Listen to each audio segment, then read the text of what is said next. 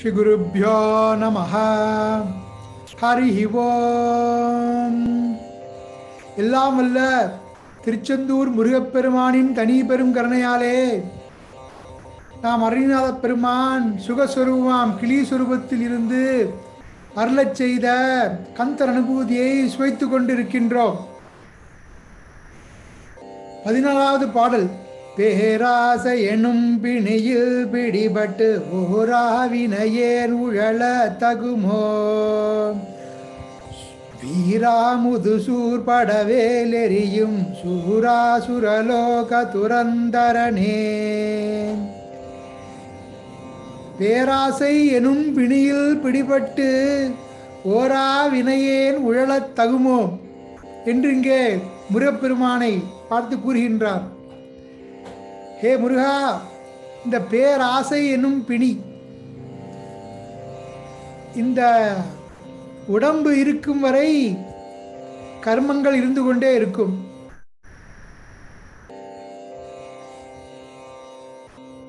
அப்படி மீண்டும் கர்மங்கள் இருக்குமானால் மீண்டும் பிறப்பு இறப்பு என்ற சூழல் இருந்து கொண்டே இருக்கும்.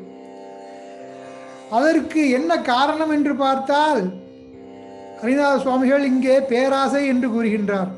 பேராசை எனும் பிணியில் பிடிபட்டு ஓரா வினையேன் உழலத் தகுமோ. ஓர்வது என்றால் விசாரம் செய்வது, ஞானத்தால் பகுத்தறிந்து எது மெய் எது பொய் என்று பகுத்தறிந்து தெளிவது. ஓர்தல், ஓர்த்து உணர்ந்து உள்ளது உணரின் என்று திருவள்ளுவர் பெருந்தகையார் கூறுவார். அதுபோல் இங்கே பேராசை எனும் பிணியில் பிடிபட்டு ஓரா வினையேன் உழலத் தகுமோ. நான் இந்த பேராசை எனும் இந்த மகா நோய், மற்ற நோயாவது மருந்து இருக்கின்றது, ஆனால் இந்த ஆசை என்ற நோய் மீண்டும் மீண்டும் பிறவி பிணிக்கு காரணமாக இருக்கின்றது. அப்படி அதை தவறு என்று அறிந்து அதை நீக்குவதற்கு உபாயம் ஞானம் வேண்டும். அப்படி இல்லாமல் நான் உழன்று கொண்டிருக்கின்றேனே முருகா. இங்கே சூரனை பேராசையனுடன் ஒப்பிடுகின்றார். எவ்வாறு முதுசூர் படவேல் எறியும் சூரா. சூரன் தேவர்களுக்கு மிகுந்த தொல்லை கொடுத்தான். 1008 அண்டங்களையும் பல யுகங்களாக ஆண்டு வந்து தேவர்களை சிறைபிடித்து பேராசை பிடித்து அலைந்தான். இந்திராணியை கவர்ந்தான். அப்படி அந்த பேராசை விட்டு அங்கே தேவர்களை குணப்படுத்தும் சூரனை முதுசூர் என்று கூறுகின்றார். முதுசூர், முதுமையான சூரன், நீண்ட ஆயுள் காலம் இருக்கும் சூரன். அப்படி அவனை காப்பதற்கு ஞான வேல் ஆயுதத்தால் அவனை அழித்து காத்து தேவர்களை காத்தவர் முருகப்பெருமான்.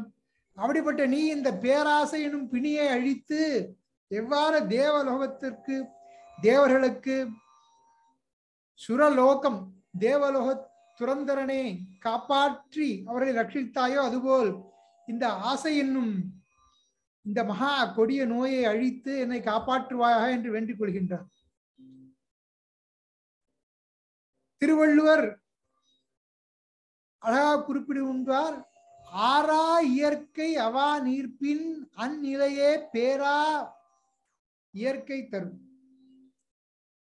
அதாவது ஆசையை பல விதமாக நாம் கொள்ளலாம்.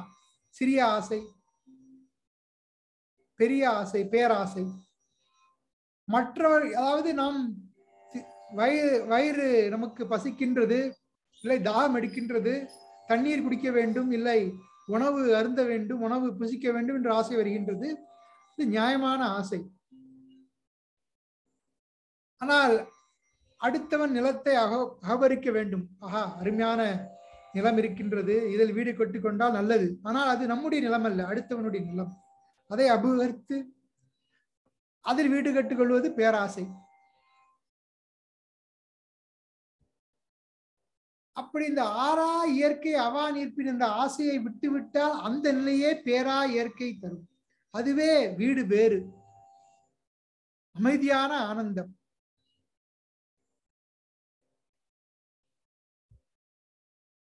கிருஷ்ண பரமாத்மாவிடம் அர்ஜுனன் இந்த போர்க்களத்தில் கேட்கின்றான், எதனால் மனிதர்கள் பாவம் செய்கின்றார்கள்? அதற்கு விளக்கம் கொடுக்கும் பொழுது முதலில் கூறுகின்றார் கிருஷ்ண பரமாத்மா, அதாவது ஒரு மனிதனுக்கு விஷயங்களை பார்க்கின்றான், கேட்கின்றான், சுவைக்கின்றான், நுகர்கின்றான், தொட்டு உணர்கின்றான். அப்பொழுது இந்திரியங்கள் அந்த விஷயங்கள் வெளியில் இருக்கும் விஷயங்களை நோக்கி செல்கின்றன. அதை மனதில் நினைக்கும் பொழுது முதலில் அதை பற்றி எண்ணம் உதிக்கின்றது. அதில் சிறிய பற்று வருகின்றது. அந்த பற்றானது ஆசையாக மாறுகின்றது. அந்த ஆசை பேராசையாக மாறுகின்றது. அந்த ஆசை நிறைவேறாமல் போனால், அப்படி நிறைவேறாமல் போனால் அது கோபமாக மாறுகின்றது. ஒரு எலெக்ஷன் நடக்கின்றது, அதில் ஜெயிக்க வேண்டும் என்ற ஆசை வருகின்றது அரசியல்வாதிக்கு. அப்படி ஜெயிக்க முடியவில்லை என்றால் அதற்கு யார் ஜெயித்தாரோ அவர் மேல் கோபம் படுகின்றார். அடுத்த முறை எப்படியாவது பல முறை பல வழியாக உபாயம் செய்து ஜெயிக்க வேண்டும் என்ற எண்ணம் வருகின்றது. அப்படி அந்த குரோதம், அந்த ஆசையானது கோபமாக மாறுகின்றது ஆசை நிறைவேறாத போது. அப்படி அந்த கோபமானது, கோபம் வந்துவிட்டால் மதம் என்பார்கள். எம் மதத்தவர்க்கும் வரும் மதம். அப்படி வந்து விட்டால் அது மனக்குழப்பத்தை விளைவித்து விடும். அந்த மனக்குழப்பம் என்ன ஆகும் என்றால், படித்த நல்ல அறிவு, பொய் பேசாதே, தர்மத்தை செய்ய வேண்டும், அதர்மத்தின் வழி செல்லாதே என்று அந்த நல்ல உரைகளை கேட்டு வளர்ந்திருப்பார்கள் பெற்றோர்கள், ஆன்றோர்கள், சான்றோர்கள், நூல்கள் படித்து நல்ல அறிவு. மனிதனுக்கு எப்பவுமே நல்ல குணமும் கெட்ட குணமும் இருக்கும். அந்த நல்ல அறிவானது சாஸ்திரத்தால் கற்றதோ இல்லை பெரியவர்கள் வழியாக கேட்டதோ, அந்த மாதிரி அந்த நல்ல குணங்கள் மறைந்திருக்கும், எண்ணங்கள் இருக்கும் மனிதனிடம். அது மறைந்து விடுகின்றது அந்த மனக்குழப்பத்தால். அப்படி அந்த நல்ல குணங்கள் மறைந்து விடும் பொழுது புத்தி, அறிவானது செயலற்று விடுகின்றது. ஏனென்றால் புத்திக்கு நிச்சய ஆத்மிகா புத்தி என்று சாஸ்திரம் கூறுகின்றது. இதை பண்ணு, இதை பண்ணாதே, மனம் சஞ்சலப்படும். ஆனால் புத்தி அறிவின் துணை கொண்டு பகுத்தறிந்து இது செய்தால் உடம்புக்கு நல்லது, நன்றாக குளிர் அடிக்கின்றது, அப்பொழுது ஐஸ்கிரீம் சாப்பிடக்கூடாது என்று புத்தி கூறுகின்றது. ஆனால் மனம் சாப்பிட்டா நல்லா இருக்குமே அப்படின்னு மனம் நினைக்கின்றது. அப்படி அந்த மனக்குழப்பத்தினால் நல்ல அறிவு, நல்ல குணங்கள் மறைந்து புத்தி நாசம் ஏற்படுகின்றது. கிருஷ்ணர் கூறுகின்றார், அப்படி புத்தி நாசம் ஏற்பட்டால் அதோகதி அந்த ஜீவனின் வாழ்க்கையே, அந்த பிறப்பு எதற்கு எடுத்தோம் என்ற அந்த நோக்கமே, புருஷார்த்தமே அழிந்து போய் விடுகின்றது. அது மீண்டும் பிறப்புக்கும் இறப்புக்கும் கர்மாவுக்கும் காரணமாகின்றது. ஏனென்றால் இது இந்த இந்திரியங்கள் வழியாக சென்று மனதில் வளரும் ஆசை இதற்கு காரணம். தியாயதோ விஷயான் பும்சஹ சங்கஸ்தேஷு உபஜாயதே சங்காத் சஞ்சாயதே காமஹ காமாத் க்ரோதோ பிஜாயதே क्रोधात् भवति सम्मोहः सम्मोहात् स्मृति विभ्रमः ஸ்மிருதி பிரம்ஷாத் புத்திநாசோ புத்திநாசாத் பிரணஷ்யதி தியாயத்தோ விஷயான் பும்சா பும்சா மனிதன் விஷயத்தை தியானிக்கின்றான் சஞ்சாய அப்படி அவன் தியானிக்கும் பொழுது சங்காத் அவனுக்கு அதில் சங்கம் ஏற்படுகின்றது சங்காத் சஞ்சாயதே காமஹ அப்படி அவன் பற்று ஏற்படும் பொழுது அதில் ஆசையாக மாறுகின்றது காமாத் குரோதா அபிஜாயத்தே அந்த காமமானது குரோதமாக நிறைவேறாமல் போனால் குரோதமாக மாறுகின்றது குரோதம் வந்துவிட்டால் குரோதாத் பவதி சம்மோக மனக்குழப்பம் சம்மோகாத் ஸ்மிருதி விப்ரமஹ அவன் படித்த நல்ல சாஸ்திரம் நல்ல அறிவு எல்லாமே அவனை விட்டு விலகின்றது அப்படி அந்த ஸ்மிருதி பிரம்ஷாத் புத்தி நாசோ அதனால் அவனுடைய புத்தியானது நாசம் அடைகின்றது புத்தி நாசாத் பிரணஷ்யதி அதுவே அந்த பிறப்பு இறப்பு என்ற கேட்டுக்கு காரணமாக இருக்கின்றது இந்த ஆசை ஆதலால் பின்பே கூறுவார் வஸ்மாத்வம் இந்திரியான் யாதவ் யம்ய பரத ரிஷப ஆத்மானம் பிரஜகிஹ்யேனம் ஞான விஞ்ஞான நாசனம் அதனால் ஹே பரத ரிஷபா பரத வம்சத்தில் பிறந்தவனே தொம் ஆதவ் முதலில் இந்த இந்திரியத்தை கட்டுப்படுத்து ஏனென்றால் இது ஞான விஞ்ஞான நாசனம் இந்த இந்திரியத்தை கட்டுப்படுத்தாவிட்டால்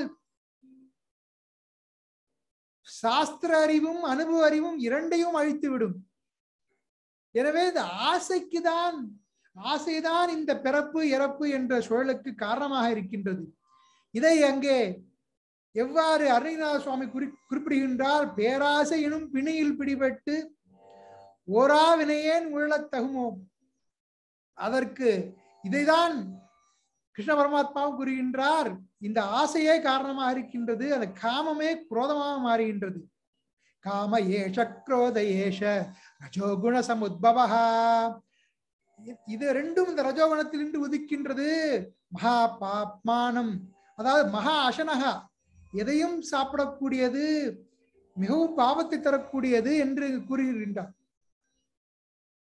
சுமார் 300-400 ஆண்டுகளுக்கு முன்பே இருந்தவர் தாய்மான சுவாமிகள் அவர் இதற்கு உபாயம் கூறுகின்றார் இந்த ஆசை ஏனென்றால் மனிதனுக்கு ஆசை வருவது இயல்பு ஒரு விஷயத்தை பார்க்கின்றோம் சைக்கிளில் போவன் வந்து ஸ்கூட்டர் வாங்க வேண்டும் ஆசைப்படுவோம் ஸ்கூட்டரில் செல்பவன் ஒரு கார் வாங்க வேண்டும் ஆசைப்படுகின்றான் அப்படி படிப்படியாக ஆசை வளர்ந்து கொண்டே வருகின்றது ஆசை இயல்பானது ஏனென்றால் இது என்னுடையது இல்லை என்று வரும்பொழுதுதான் இது என்னுடையது இல்லையே இது என்னுடையது ஆக்க வேண்டும் என்ற அந்த எண்ணம் வருகின்றது அது ஆசையாக மாறுகின்றது அதை அடைய வேண்டும் முதலில் யாருடையது எது உடைமைங்கிறது என்பது என்ன அதை நீக்கிவிட்டால் இந்த ஆசையானது போய்விடும் அதுக்கு என்ன காரணம் என்றால் நம்முடைய ஐடென்டிட்டி நம் எதோடு ஐடென்டிஃபை பண்ணுகின்றோம் நாம் மனிதன் நாம் படித்தவன் படிக்காதவன் நான் உயர்ந்தவன் நான் நெட்டியாக இருக்கின்றேன் அழகாக இருக்கின்றேன் நான் இந்த பதவியில் இருக்கின்றேன் நான் பெரியவன் நீ சிறியவன் என்று எல்லாத்துக்கும் ஒரு ஐடென்டிட்டி நான் இந்த குலம் நான் இந்த ஜாதி நான் இந்த மதம் நான் இப்படிப்பட்டவன் நான் இப்படிப்பட்டவன் இல்லை நான் அமைதியானவன் நான் கோபமானவன் என்று எல்லாற்றுக்கும் நான் என்பது இருக்கின்றது ஆனால் அதோடு சேர்த்து நிறைய ஐடென்டிட்டிஸ் சேர்த்து வைத்துக் கொண்டிருக்கின்றோம் மல்டிபிள் பர்சனாலிட்டிஸ் எல்லாரிடம் இருக்கின்றது அந்த உபாதி என்பார்கள் தமிழில் அந்த உபாதியினால் வரும் குழப்பம் இந்த மனது இந்திரியங்கள் எண்ணம் புத்தி உடம்பு எல்லாற்றவுடன் சேர்ந்து இருக்கின்றது அப்புறம் இது என்னுடையது என்று வருகின்றது அதை நீக்குவதற்கு இந்த தாய்மான சுவாமிகள் ஒரு அருமையான உபாயம் கூறுகின்றார் அவருடைய குரு மௌன குரு சுவாமிகள் அவரிடமிருந்து திருவடி தீட்சை பெற்றார் அப்போ அவர் கூறுகின்றார் ஆனந்த களிப்பு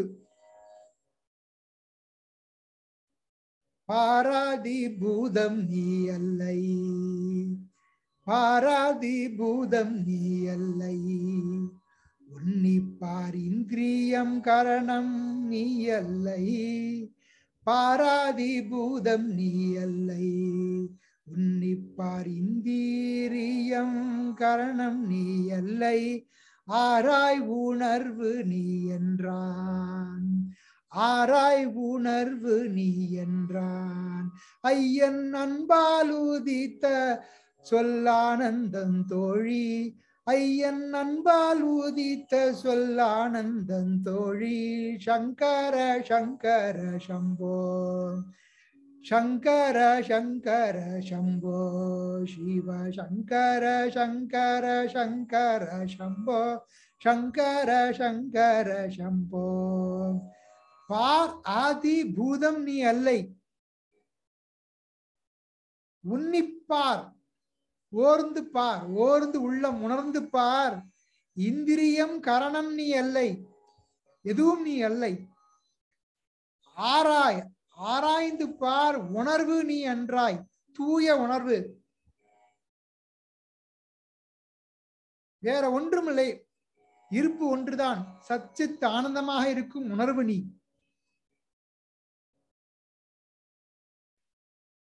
ஐயன் அன்பால் உதித்த சொல் ஆனந்தம் தோழி. எனவே மற்ற விஷயங்கள் நான் என்ற அந்த எண்ணம் எதனுடன் சேர்த்துக் கொள்ள வேண்டும் என்றால், நான் தூய உணர்வாக இருக்கின்றேன், நான் அந்த பரம்பொருள் தத்துவமாக சச்சித் ஆனந்த ஸ்வரூபமாக ஆகவே இருக்கின்றேன். வெளியில் வரும் பொருட்களால் ஆனந்தப்பட வேண்டிய, சந்தோஷப்பட வேண்டிய அந்த கட்டாயம் எனக்கு இல்லை. ஏனென்றால் நானே ஆனந்த ஸ்வரூபம். கல்கண்டுக்கு தேடி போயிட்டான் நிறைய கல்கண்டுகள், ஒரு மீட்டிங் போட்டுதான் இனிப்பான பொருள் எது என்று அறிய வேண்டும் என்று பல கல்கண்டுகள் தேடி கூடி விசாரம் செய்தனர். அவர்கள் இனிப்பான பொருள் எது என்று கண்டுபிடிக்க முடியல இந்த எல்லா கல்கண்டுக்கும்.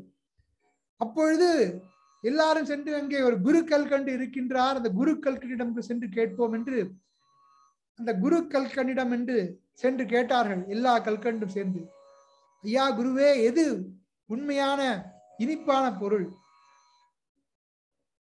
அப்பொழுது அந்த குரு கல்கண்டு சொன்னதாம், ஏ கல் குண்டுகளே, நீங்களே இனிப்பு தத்துவமாக இருக்கின்றீர்கள். இனிப்பே இனிப்பை தேடி போக முடியுமா? அதுபோல் ஆனந்தமயமாக ஆனந்த ஸ்வரூபமாக நான் என்றால் அதோடு இணைத்துக் கொள்ள வேண்டும் பரம்பொருள் தத்துவத்தோடு. அப்பொழுது இந்த உபாதிகள் நீங்கிவிடும், ஆசை நீங்கிவிடும். ஆசையினால் வரும் விளைவுகள் காம குரோத மோக மத ஆச்சரியம் மற்றும் அந்த எல்லா வித விஷயங்களும் நீங்கிவிடும். அதற்கான உபாயம் கூறுகின்றார். இங்கே முருகனை பற்றி கொள்ள கூறுகின்றார் அருணாத சுவாமிகள்.